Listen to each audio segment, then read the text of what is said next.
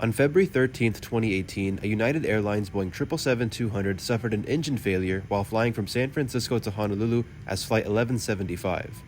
This would be the first in a string of incidents involving 777s powered by Pratt & Whitney engines, which eventually caused all 128 of those planes to be grounded, affecting 6 carriers worldwide. Following a comprehensive engine repair process, United returned all 52 of its grounded 777s into service in 2021, and they have continued to fly without any significant issue. Today, we're flying from Denver to Chicago on one of those 777s, but not just any 777. We're flying on November 773 Uniform Alpha, the exact aircraft involved in the Flight 1175 incident. Of course, these aircraft have undergone a massive engine overhaul and are safer than ever to fly, and any chance I get to fly a 777, I'll surely take. So with that said, I hope you'll enjoy the video, and let's get started.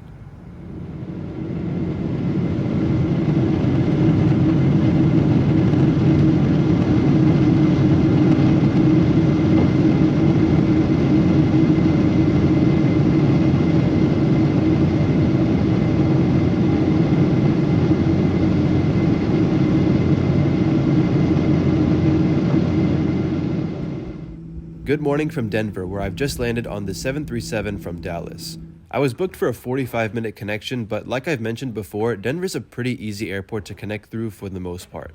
Even with my short connection, I wasn't stressing too much, especially considering we arrived at gate B31 and my next flight was leaving from across the hall at B36.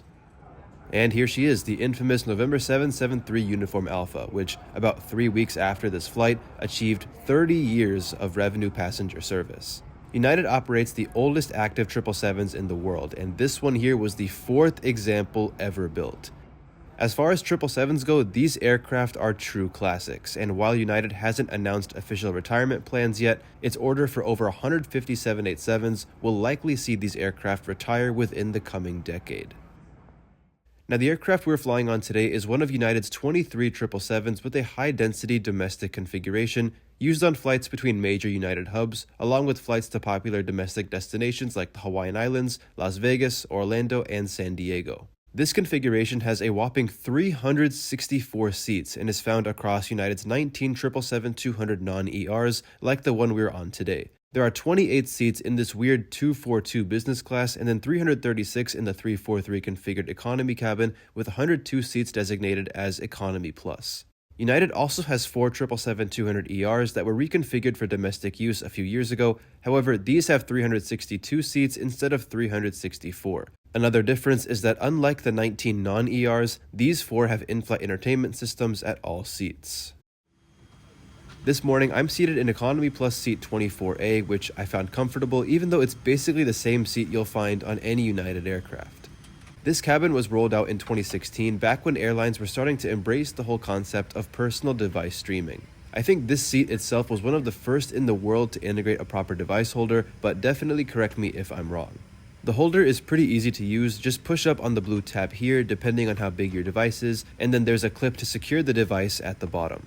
As always, you have a tray table and seat pocket, although as of October 2024, the Hemispheres magazines are no longer offered on board. And because we're in Economy Plus, the legroom is a solid 35 inches, and I had no issues even with a bag in front. Universal power outlets are available between seats with 2 per 3 seats and 3 per 4 seats. And even though there are air vents and reading lights above your seat, you won't see any buttons, and that's because there's one very unique feature to these domestic 777s, that being the reading light controls and call buttons are embedded in the armrest. You might think that it's quite easy to press them by accident, but the buttons are actually so deep that you really can't press them by mistake.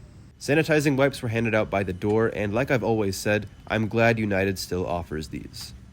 It's hard to believe that the last time I flew one of these domestic 777s was almost 8 years ago, from Honolulu to Chicago in December 2016, back when this cabin was brand new. Now, United's 23 domestic 777s are a very unique bunch of aircraft. Not only do some of those planes have some good history behind them, but just the overall purpose these aircraft serve is what makes them so indispensable. Like I said, these 777s have up to 364 seats, which is not only the most of any United aircraft, but also the most of any aircraft operating revenue service in the US. So you can imagine that when these aircraft were among the 52 777s grounded due to engine issues a couple years ago, United struggled a lot to meet that lost capacity.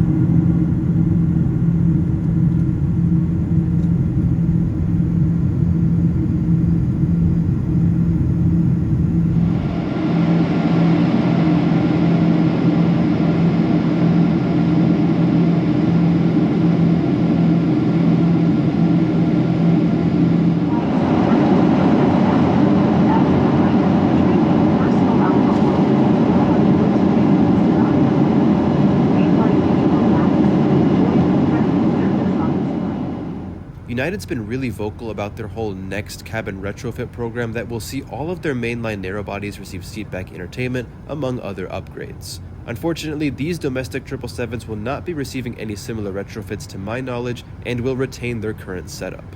However, as I mentioned earlier, 4 domestic 777s are 777-200ERs that were reconfigured from international usage, and those aircraft still have seatback entertainment. Regardless, the entertainment setup on the 19 other domestic 777s is simply connecting to the Wi-Fi and streaming entertainment to your device, which is perfectly fine and it works well. You also, of course, have the United Wi-Fi website itself that gives you all the flight details.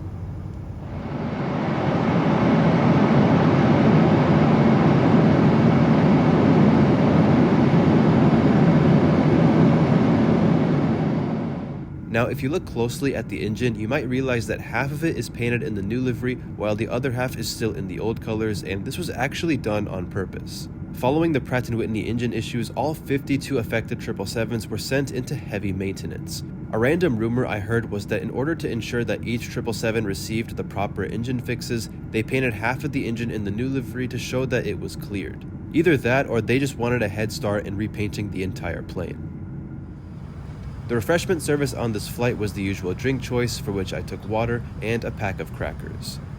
The rest of the flight I spent watching some shows and relaxing, but in no time, the cabin began preparations for landing.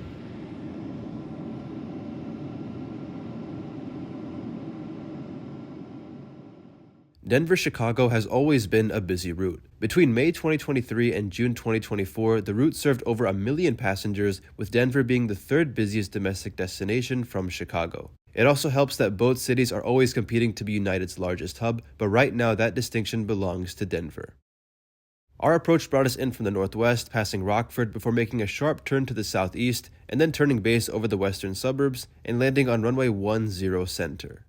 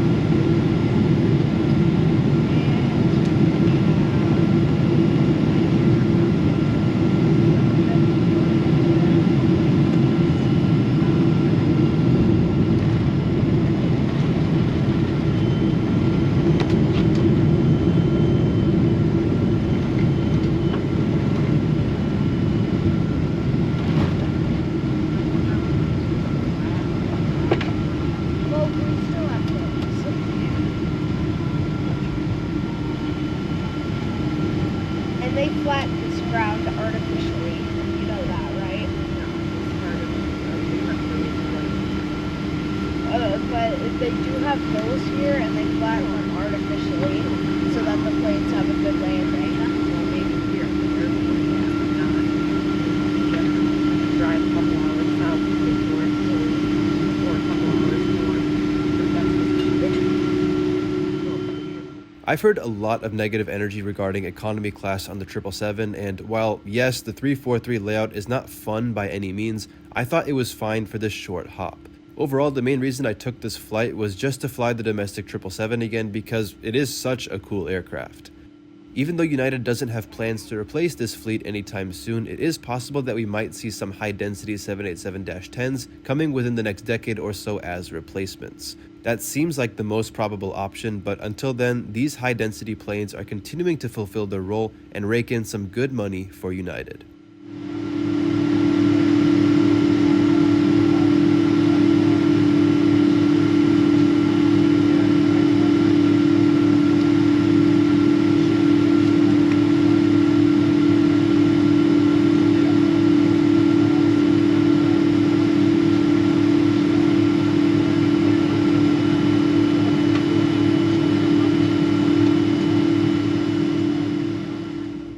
With that, welcome to Chicago, and here are some final views of our aircraft before its next departure, which would take it to Los Angeles within the next 2 hours. Thank you very much for tuning in to today's video. I had a lot to say, but I always enjoy talking about planes like this, so I hope you enjoyed that as well. I'd have about 2 hours in Chicago before my last flight of the day down to Decatur, which is a video coming very soon. Until then, however, take care everyone, and I will see you soon.